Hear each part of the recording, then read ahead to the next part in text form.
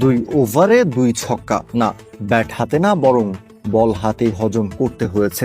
IL টি-20তে Bangladeshi কিংবদন্তি allrounder Shakib Al Hasan যেন নিজের ছায়া হয়ে আছেন। যেন বলের ধার কমে এসেছে, নির্দ্বিধায় প্রতিপক্ষ ব্যাটাররা দাপট দেখাচ্ছেন সাকিবের উপর।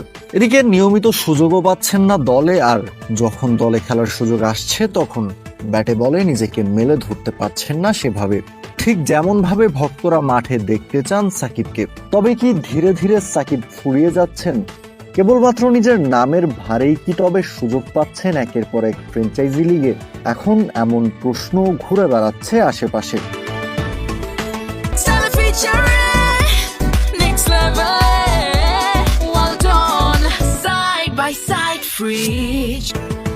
আইএল টি-20তে শারজা ওয়ারিয়র্সের বিপক্ষে ম্যাচের পর এবার আবুধাবি নাইট রাইডার্সের বিপক্ষে ম্যাচেও থেকেছেন উইকেট শূন্য।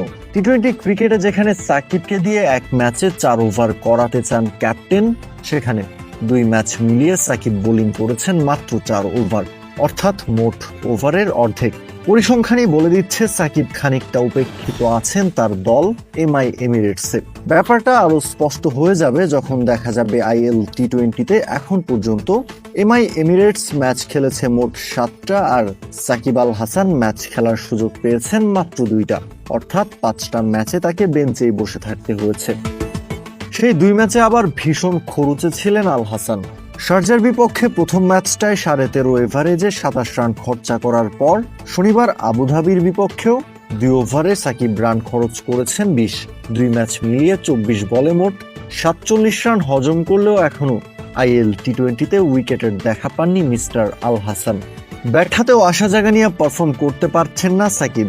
শারজার বিপক্ষে প্রথম ম্যাচটায় 2-4-এ 12 বলে 16 রান করেছিলেন বটে, কিন্তু দলের চাহিদা মেটানো ব্যাটিং হচ্ছিল না, তাই তাকে উঠে যেতে হয়েছিল মাঝপথে রিটায়ার্ড হার্ট আউট হয়ে। একসময়ের বাংলাদেশের তারকা এই ক্রিকেটারের এমন পরিণতি বেশ কষ্টই দিচ্ছে টাইগার সমর্থকদের।